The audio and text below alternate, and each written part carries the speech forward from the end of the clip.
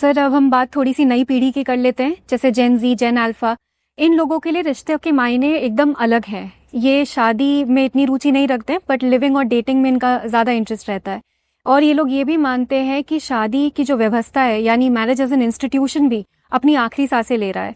तो आपको क्या लगता है सर कि सच में शादी और परिवार का जो भविष्य है वो खतरे में है? सच बताऊं तो है, मुझे तो ऐसा लगता है। देखिए, ये सब चीजें शुरू होने में सैकड़ों साल लगते हैं, खत्म होने में सैकड़ों साल लगते हैं। ये जाति व्यवस्था है, कोई कितनी भी ताकत लगा ले 500 1000 साल से कम में खत्म नहीं कर पाएगा, क्योंकि बहुत गहरे सोशल इंस्टीट्यूशंस को खत्म होने में भी लंबा समय लगता है, आसान नहीं होता है। तो विवाह और परिवार खत्म हो जाएंगे ये 2 दिन के बाद तो है नहीं, हजारों साल लगेंगे। पर इनके खत्म होने की प्रक्रिया हो सकता है शुरू हो चुकी हो। मेरा रफ आइडिया, अगर आप पूछें, रफ आइडिया ये है, बड़े शहरों में भारत में आज से 100 200 साल के बाद इक्वल नंबर में लोग होंगे जो शादी करेंगे और नहीं करेंगे। 500 साल बाद शादी करने वाले शायद माइनॉरिटी माने जाएंगे, जो नहीं करते हैं वो मेजॉरिटी हो जाएंगे। 1000 साल बाद शायद लोग कहेंगे कि अच्छा, जानते हो कानपुर में एक शादी हुई है, 300 साल बाद हुई है। शायद 1000 साल बाद ऐसी बातें हों, क्योंकि मैं तो समाजशास्त्र का विद्यार्थी हूँ। सोशियोलॉजी ये मानती है कि कोई भी सोशल सिस्टम ज़रूरतों से पैदा होता है, ज़रूरतें बदलने पे ख़त्म हो जाता है। तो शादी कुछ ज़रूरतों से पैदा हुई थी। अब इमेजिन कीजिए एक ऐसा झुंड है जिसमें कोई सिस्टम है ही नहीं, कोई भी किसी पे हमला कर देता है। जैसे एनिमल्स में आप देखेंगे, कोई नियम नहीं है, कोई डॉग है किसी बीच पे हमला कर सकता है, कोई रोकने वाला नहीं है उसको। ह्यूमन बींग्स में भी शुरू में ऐसा होता होगा, जब हम झुंड में रहते थे तो बड़े बूढ़े एप्स ने मिलकर तय किया होगा भाई सिस्टम बनाओ, ऐसे ठीक नहीं है। क्यों सिस्टम बनाओ? एक तो कौन किस पे हमला कर दे भरोसा नहीं है, सुरक्षा मिले सबको। दूसरा, कौन सा बच्चा किसके पता ही नहीं चल रहा, तो परवरिश कौन करेगा? तो बच्चे की लेजिटिमेसी एक बड़ा भारी सवाल था, जो अब डीएनए फिंगरप्रिंटिंग सॉल्व हो चुका है, तब सॉल्व नहीं हो पाया था। और उस समय सॉल्व करने का एक ही तरीका था कि एक स्त्री केवल एक पुरुष के साथ रहे, क्योंकि बच्चा तो मां के पेट से होगा। मां एक ही पुरुष के साथ रही है तो ये तय होगा कि बच्चा इस पुरुष का है, और कोई तरीका है ही नहीं। इसीलिए कहावत चलती है अफ्रीका में, mother's baby father's may be. ऐसी बहुत कहावतें हैं। Mother is a fact, father is a faith, ये कहा जाता है। ये लीगल डिक्टम में भी ऐसी बातें चलती हैं। तो शादी बनाई कि 2 लोग अब साथ में रहेंगे, या अगर मोनोगेमी नहीं तो एक पति है 4 पत्नियां हैं, ये सब साथ में रहेंगे। अब इन पत्नियों पर कोई दूसरा पुरुष नजर उठा के नहीं देखेगा, एक नॉर्म बन गई, सबने मान लिया। देखेगा तो पिटेगा, सब मारेंगे उसको, अब नॉर्म बन गई। अब वो महिला या महिलाएं सुरक्षित हैं कि एक पुरुष हमारे साथ है, इनका बच्चा हुआ, पहले से पता है कि पैटर्निटी किसकी है, बच्चे को नाम मिल गया, उस बच्चे की परवरिश की जिम्मेदारी उस पुरुष की पहले से फिक्स है, उसी को खतरे उठाने उस बच्चे के लिए। और फिर बड़े होने की प्रक्रिया, और जब ये बूढ़े हो जाएंगे, बच्चा बड़ा होगा, तो बच्चा इनकी जिम्मेदारी उठाएगा, उनके बुढ़ापे का इंश्योरेंस। तब तो इंश्योरेंस भी नहीं था, मेडिक्लेम भी नहीं था, ये बच्चा ही मेडिक्लेम है, बच्चा ही टर्म इंश्योरेंस है उस समय। तो इतनी सारी सोशल नीड्स को पूरा करने के लिए मैरिज सिस्टम बना होगा, उससे फैमिली बनी होगी। अब हो ये रहा है कि लगभग इन सारे नीड्स के लिए अलग अलग उपाय समाज में हैं, कोई कलेक्टिव सिस्टम नहीं है। और फिर अब सुरक्षा इतनी है समाज में, जो बच्चे आजकल के बड़े शहरों के हैं, पढ़े लिखे हैं, पैसा उनके पास हो जाता नौकरी करने से, और हर बीइंग की एक मंशा होती है कि अगर मैं अपनी आज़ादी बचा सकूं तो बचा लूं। आज़ादी खोना सबसे बुरा होता है, और आप किसी सिस्टम का पार्ट बनते हैं, आज़ादी खोनी पड़ती है। सिस्टम के बाहर रहने में आज़ादी बनी रहती है। इसलिए आज की जो जनरेशन है उनसे मैं पूछता हूँ, ये बात करता हूँ, तो वो जनरली ये मान के चलते हैं कि शादी करेंगे तो 30 के बाद करेंगे। पहले यहाँ जो बच्चे बैठे हैं वो भी इसी माइंडसेट के होंगे, 30 तक अपनी ज़िंदगी अपने हिसाब से जिएंगे, डेटिंग करेंगे, दोस्त करेंगे, ये करेंगे, वो करेंगे।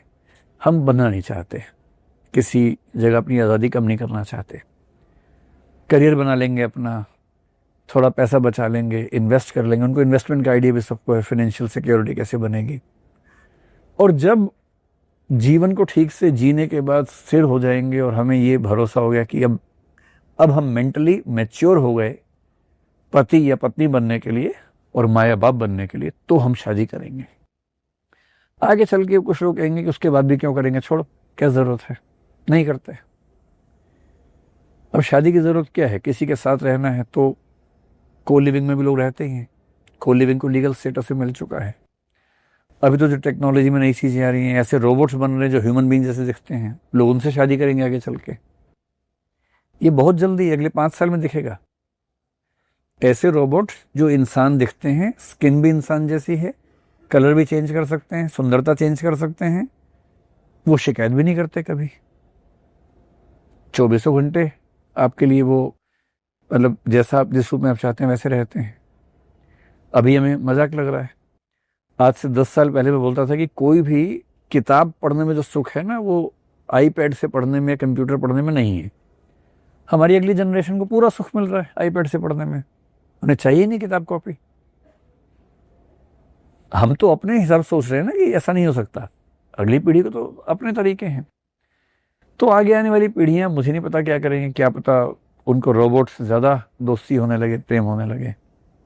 कंपेनियंस एआई के अभी कल परसों फिर ग्रोक ने निकाल दिया है, और भी कई लोग निकालते हैं। हो सकता है कि आगे वाले लोग रियल दोस्तों से ज़्यादा उनके दोस्त एआई कंपेनियंस हों। अब पहले क्या था कि अगर आप लड़कियों के लिए स्पेशली अगर 32 की उम्र तक शादी नहीं की तो माँ बनना मुश्किल होगा, बायोलॉजिकल प्रॉब्लम्स आ जाएंगी। अब तो पोस्ट ह्यूमस रिप्रोडक्शन चल रहा है कि लोग मर गए हैं पर मरने से पहले स्पर्म अपना डोनेट करके गए हैं, वो फ्रीज करवा लिया है, एग फ्रीज करवा लिया है। ऐसे केसेस हैं। एक आदमी मर गया अचानक और स्पर्म फ्रीज करवा लिया था, उसके मरने के 10 साल बाद उसका बच्चा पैदा हुआ। बायोटेक्नोलॉजी उस लेवल पे आ गई है। तो पेरेंटहुड चाहिए तो उसके 1000 उपाय हैं, है ना, किसी भी उम्र में। आईवीएफ के थ्रू हरियाणा पंजाब में 55-60 साल की महिलाएं मां बन रही हैं आजकल। सरोगेसी है ही। तो किसी महिला को अगर मन करता है कि मैं नौकरी करूं, खूब आगे बढ़ूं, अपना करियर बनाऊं और मैं शादी वादी या बच्चा 45 की उम्र के बाद सोचूंगी, तो भी मेडिकली संभव है। हालांकि उसमें मतलब दिक्कत है, परेशानियां हैं बहुत ज़्यादा, संभव तो है।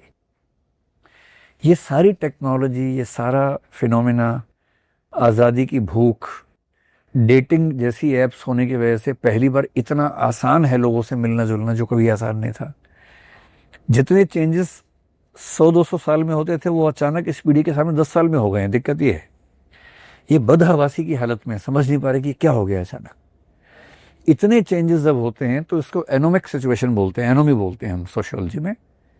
एनोमी का मतलब है कोई नॉर्म नहीं है, नॉर्मलेसनेस है, कोई सिस्टम बन ही नहीं पा रहा, हर इंसान अपने हिसाब से जी रहा है।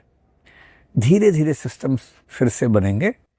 पर हाँ, अगर आपका सवाल है कि क्या विवाह का भविष्य खतरे में है, मेरी पर्सनल गट फीलिंग ये है कि हाँ, 500-1000 साल बाद हो सकता है कि दूसरे ऑप्शंस क्रिएट हों। ऑप्शन तो आएगा ही, विवाह नहीं होगा, दूसरा ऑप्शन होगा। इंसान की ज़रूरतें तो पूरी होंगी ही, तो ज़रूरतें पूरी करने के नए नए स्ट्रक्चर्स बनते जाएंगे। और सोशियोलॉजी का विद्यार्थी होने के नाते बहुत इमोशनल होकर बात नहीं करनी, हाय परिवार के बिना कैसे जिएंगे, हाय विवाह के बिना कैसे जिएंगे। अरे आज से 5000 साल पहले विवाह नहीं होता था। इंसानों का इतिहास 10 लाख साल का है, उसमें शादी का इतिहास 5000 साल का सिर्फ। तो 9,95,000 साल इंसानों की सभ्यता बिना शादी का ही रही है। ये कोई नियम थोड़ा है। ये तो क्या होता है कि जो चीज़ें चलती हैं फिर हम धर्म और उन सब बातों से मान लेते हैं कि ये प्राकृतिक है, नित्य है, नियम है। ये तो समाज को समझाने के तरीके होते हैं, पर समाज की अपनी एक गति है और वो इन बातों से रुकती नहीं है। चेंजेस आएंगे तो आएंगे। औद्योगिकरण, शहरीकरण से जो बदलाव यूरोप में आए हैं, अमेरिका में आए हैं, आप कितनी भी ताकत लगा लीजिए उनको रोक नहीं पाएंगे। वो यहाँ भी आएंगे। बेंगलोर में आ रहे हैं, नोएडा में आ रहे हैं, मुंबई में आ रहे हैं, आके रहेंगे। वो मेरे या आपके चाहने से रुकेंगे नहीं।